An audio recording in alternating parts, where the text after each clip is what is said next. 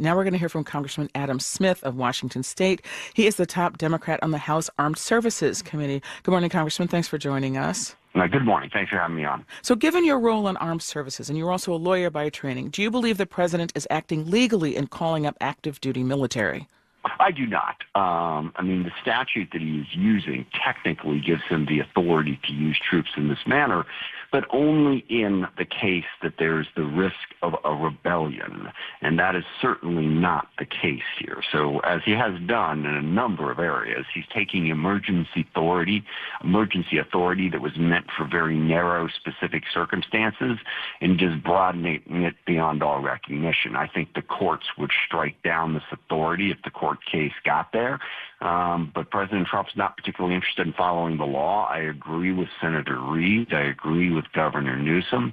President Trump wants this confrontation, partially because he wants to emphasize the issue of immigration enforcement, but more, I fear, because he wants to politicize the U.S. military and legitimize using it as a law enforcement tool, which is incredibly dangerous. So you're from Washington State, not California, but you've said it was clear to you that the LAPD had the situation under control. The White House says it observed what it called, quote, violent rioters, unquote, that were being enabled by California's governor.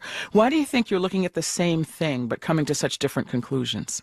Yeah, I forget exactly what I said in my statement. What I say, the situation was not out of control. It was not to the point where there was, widespread violence. The local law enforcement clearly had the ability to handle what was in front of them, and that's not even really debatable. So why did the president choose to bring in troops in a situation where it was not necessary? And I think that gets to the larger effort here of President Trump wanting to use the military as sort of his personal police force, and he wants to legitimize those actions. I don't think there have been protests in a variety of different places on a variety of different issues. This was incredibly minor compared to a lot of different protests that have gone on at different places. And yet the president chose to escalate in this way. And you're seeing people respond. The president has created an incredibly dangerous situation with the risk of even further escalation.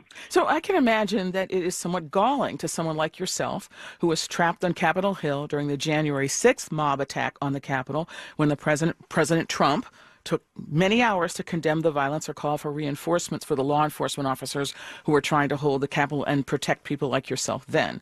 But having said that, your Democratic Senator John Fetterman on his X account described the scenes in L.A. as, quote, anarchy and true chaos, and he said that Democrats lose the moral high ground when members refuse to condemn the violence from protesters. What do you say to that?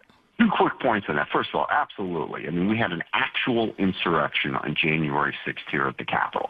People were actually trying to stop the election of a president. They were threatening to kill elected officials, including Vice President Pence. That was an actual insurrection that the president chose to ignore. And to this day, he has pardoned all of the people involved and downplayed that event.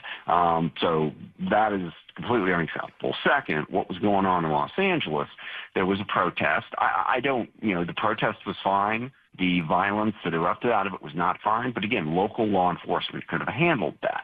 Now, I think Senator Fetterman has a point. We should condemn protests when they violate the law. If you're setting things on fire, if you're damaging property, you can do that, but you can say what Senator Fetterman said about that stuff getting out of control and still recognize that the president's reaction using the U.S. military for domestic law enforcement, both things can be true.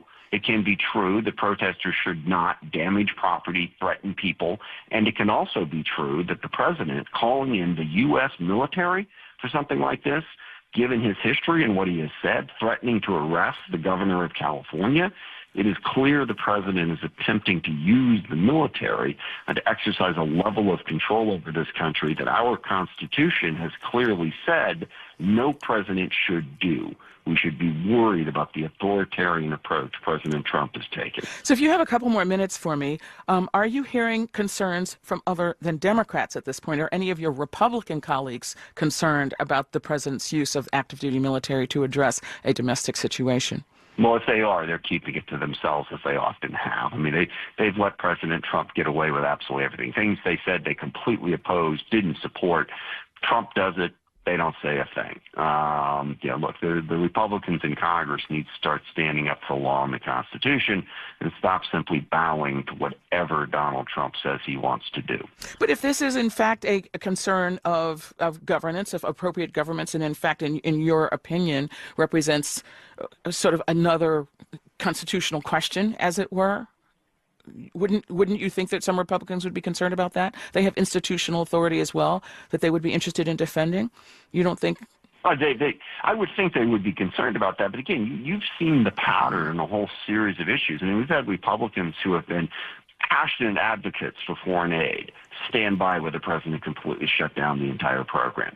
We've had, Republicans who have consistently supported scientific research, stand by why the president guts all of the scientific research. We've certainly had Republicans who believe in the power of Congress to appropriate funds, stand by while the president simply unilaterally decides not to spend money that Congress has lawfully told him to spend. So how far Republicans are willing to simply ignore their own principles because of the fear they have for President Trump politically, I don't think we've plumbed those depths just yet. But let's get back to the central issue here. Yes, Senator Fetterman's right. We should not passively allow people to riot and set things on fire and damage property. But that is entirely different than the President of the United States calling in the U.S. military, in this case, the active duty U.S. military, not even the Guard, to enforce something that was a relatively small protest when it started. President Trump is escalating this, I think, to enhance his own power, and we should be concerned about that. So what should happen now, in your opinion? We have about 30 seconds. Yeah, what should happen now is the courts should rule that the president is again abusing his emergency power. This is not an emergency as defined in the statute. You cannot simply say, in case of an emergency, and then allow the president to define the emergency any way he wants to. The court should strike down his authority to bring in those troops. The president should de-escalate, and the protesters should de-escalate as well. That is Congressman Adam Smith of Washington State. He's a Democrat and the ranking member on the House Armed Services Committee. Congressman Smith, thank you so much for your time. Thank you.